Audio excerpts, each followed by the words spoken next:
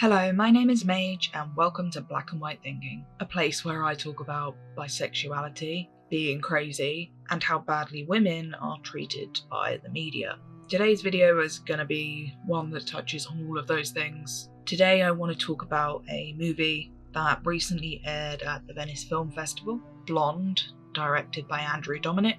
If you know anything about this film, I'm sure you know what this video is going to be about, and I know that by even making it, I've lost.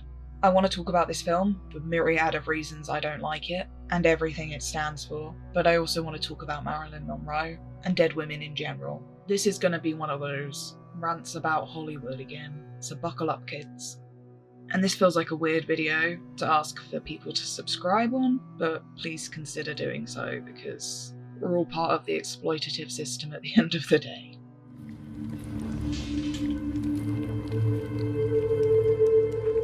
Ieri você aqui. Ieri vadri voi. Let's start at the beginning. Blonde is a film based on a book, also called Blonde.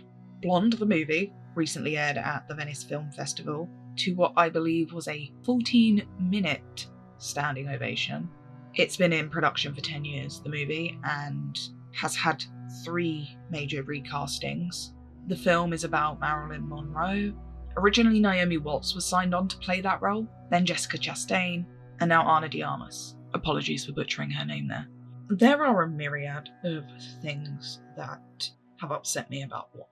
So many it's created a hurricane inside me, so many I made a goddamn list. Originally, when I heard this movie was coming out, a movie based off a surrealist fictional novel about Marilyn Monroe's life, written by a woman who is a literal right-wing troll who likes to spout white supremacist talking points on Twitter and just throughout the publishing industry generally. Joyce Carol Oates, the woman that wrote Blonde, the book, is just a terrible person, and I don't really feel bad saying that. Look it up. I'm going to play you a video now of Jess Owens talking about one of Joyce's recent hot takes, but honestly, she sucks. Joyce Carol Oates, who I've always heard of, but I've never read anything by her. I know she's some old white lady and she just be popping up on Twitter because she be yapping and flapping her gums, always saying some dumb stuff. And her recent dumb thing she said was she tweeted an article called "There's More Than One Way to Ban a Book." Joyce then said, "A friend who is a literary agent told me that he cannot even get editors to read first novels by young white male writers. No matter how good, they are just not interested. This is heartbreaking for writers who may in fact be brilliant and critical of their own privilege." Spare us, Joyce. Are you kidding me? But my problem with this and why I bring this up, because you could just be like, ignore it, because I don't follow her. It's this false theory of this white replacement theory that like, oh no, all the marginalized people are gonna come in and the white people are gonna be the minority. And it's just so funny because you're like, well, why are y'all so pressed though? Why are you so worried about being the minority? Mayhaps because you know y'all treat us like shit. But seriously though, it's troublesome.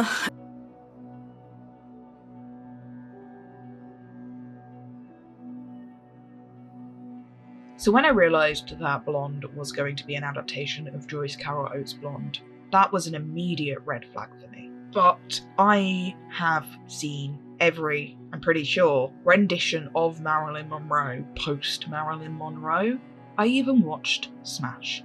I like Marilyn Monroe. That's okay. People are going to like Marilyn Monroe, and do not get me wrong when I start reviewing this movie for all its terribleness, that I think that an idealization of Marilyn Monroe equals a romanticization of her. It doesn't. You can enjoy someone's work, craft, personhood, even if you didn't know them, and not treat them the way that this director did, and chose to, in the movie we're about to discuss.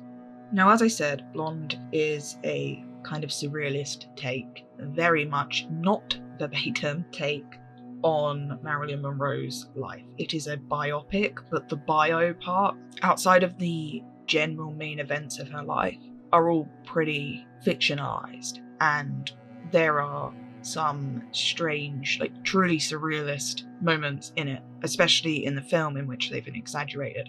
This movie was made to be controversial. The book was made to be controversial. Joyce Carol Oates' entire life is just about being controversial. I mean, she's a racist troll. She's never outwardly racist. She just likes saying things that she knows will draw a lot of attention to herself. And in this particular climate, God, I sound like someone on CNN. She knows that's a sore point. Yeah. She has the emotional maturity of a 4chan user, and her work reflects it. This film, based on her work, reflects it. Andrew Dominik, the born in New Zealand, raised in Australia, I believe, white male cis-het director of this movie, sorry to pull that card, wanted to create controversy with it. And he did. He not only had the film in production for 10 years and had actual controversy around funding it and such, he had multiple recasts because the film took so long, but he's also been quoted saying that he wanted to offend everyone with this movie, and specifically that he wanted to remind people of the horrors of Hollywood. And no offense, why? Who does he think needs reminding about that? So this is a movie about Marilyn Monroe, right? And for those of you that aren't aware, Norma Jean did not have the best life. Her life was inherently tragic. But that was not all that she was. This film, admittedly, objectifies Marilyn Monroe, a dead queer woman who self-deleted because she had that little support. A woman who was abused as a child, who was married off as a teenager, who was abused by studio heads, presidents, playwrights. This movie objectifies her purposely, simply with the goal of reminding people that these things happened, as if any of us were ever lucky enough to forget. And this movie serves as a wonderful example of why sometimes people just need to stay in their own lane. Now, I'm no fan of censorship. I think you should be able to make what you want. But having the tact to know what you should and shouldn't is a skill that a lot of people lack. What do you think when you hear these stories now? Even tonight's news I was hearing, I guess it was Entertainment Tonight, they're still trying to figure out what happened, circumstances around her death. Do you think it's better left alone? Or? Oh. When are they going to let the poor girl go, you know? Is that your feeling about the books written about people? Absolutely. My God, if I was dead, I'd want to just go on. This movie is gratuitous. It's graphic. It is the first movie on a streaming service, because it's a Netflix movie, to have ever received an NC-17 rating because of its graphic rape scenes, of which there are more than one. There is also a scene in which Marilyn Monroe's uterus shouts at her for having an abortion, a scene where she is forced to perform fellatio on JFK. The film centers heavily on the idea that no matter how many terrible men appear in Norma Jean's life, that her mother is the root of all of her problems. It is not the rape that traumatized her, it is the trauma that led her to getting raped. The trauma inflicted on her by a woman, which is quite the take. Originally, I was going to watch this film, review it, react to it appropriately. I wanted to write a review, an essay, and post it first as written word on my Patreon or on my Substack perhaps, but I really struggled to write this video even though I've made all my notes. Right now I'm not reading off a script, I'm reading off notes, if that's probably why this video sounds a bit off-key. But I'm really fucking tired. I'm just so tired of writing the same story over and over again. Which is why I guess I don't understand why men like this, men like Dominik, or the Benioff and Weisses of the world, don't tire of it either. I don't get how they can tell the same story about women over and over again and not get bored of their own voice. I'm tired of being haunted by the images of dead women, dead queer women, dead mad women, because mad women always die, right? They have to die. As long as they have lived long enough to know they deserve it, of course. This film is also incredibly Hitchcockian, which surprises no one, even to the point of kind of presenting Marilyn in this movie as a figure of horror, as Janet Leigh being haunted through the Bates Motel. And this movie is a horror.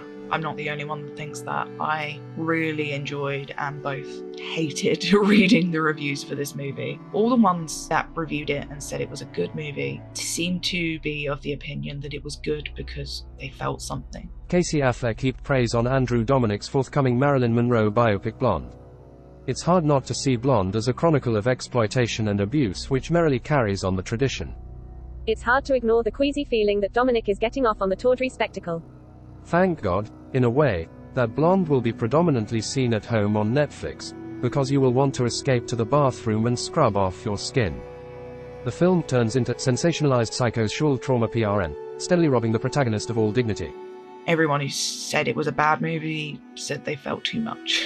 A lot of people saw it for what it was, a fetishization of rape, a handbook on how to SA people, a complete disregard for Marilyn Monroe and all of the things she went through, good, bad, and ugly. Men are always just so quick to steal stories that don't belong to them, that the people those stories are about are never around to tell themselves. They'll twist a woman's narrative and make her into a giggling, breathy aesthetic. They will sell women over and over again for money, even when we're dead. If the image sells, they will sell it. And like I said, this movie sees itself as a horror film, right? It presents Marilyn Monroe's life as a horror movie, again, highly referencing Hitchcock throughout. And again, I cannot overemphasize how much nobody needs that.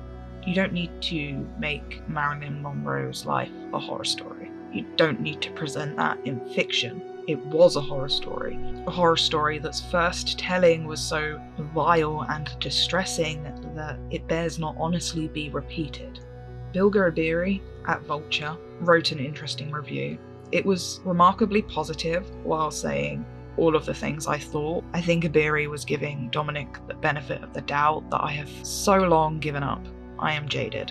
But Abiri commented that Blonde feels like watching a slaughterhouse from the animal's point of view.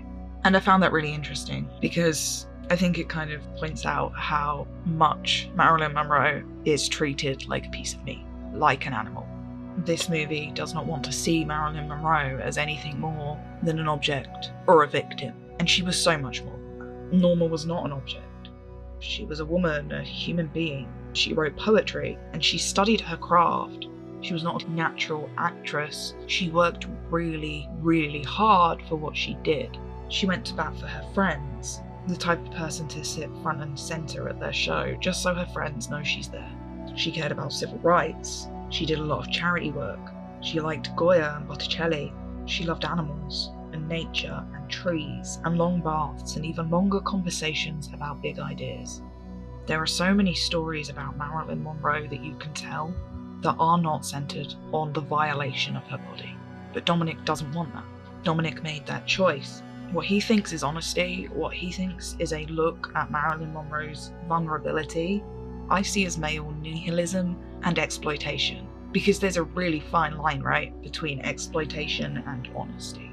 Dominik wanted to make this film so other people knew Marilyn Monroe was abused, and he wanted other people to suffer for that. As if, one, she hadn't suffered enough alone in the first place, and two, as if the violation of her body is a vessel for other people to deal with their crap. It's a bad attempt at meta. Why attempt to create controversy where controversy already lies? Does Dominik think the people watching this movie are not aware of the horrors of Hollywood? The people that gave him a 14-minute standing ovation are the same people who are killing women like Marilyn Monroe still to this day. The average person is well aware of Hollywood's horrors. This film is not going to get to Rikers. Weinstein is not going to sit down and watch this and suddenly feel bad about what he did to Rose McGowan. Everyone that ever harmed Marilyn Monroe, and Marilyn Monroe herself, they're all dead. She's more than a victim, she is more than a vessel, and she deserves peace. She doesn't deserve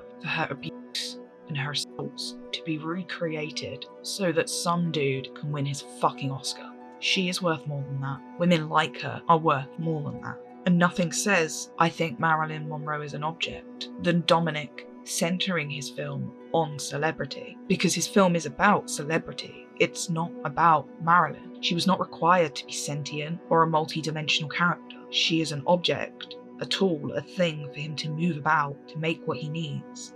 Because there's always some man ready to come along and turn a woman's suffering into profit. Art. It's just really ironic for a man to think he's making an ode to feminine vulnerability when he's literally the bad guy. He just is. The greatest irony is this film's existence. The metaphor for the horrors of celebrity that he so badly wanted to portray in his movie lie in its creation by him. He made his point, perhaps not the way I think he intended, but he made his point because he's right. Marilyn Monroe was exploited by him. His movie proves that nothing changes, that women will be continually exploited, and that the role of the white male director, the cishet director in Hollywood, is to simply record that exploitation when they're not joining in, of course. My name is Mage. This has been Black and White Thinking. Thanks for watching. Goodbye.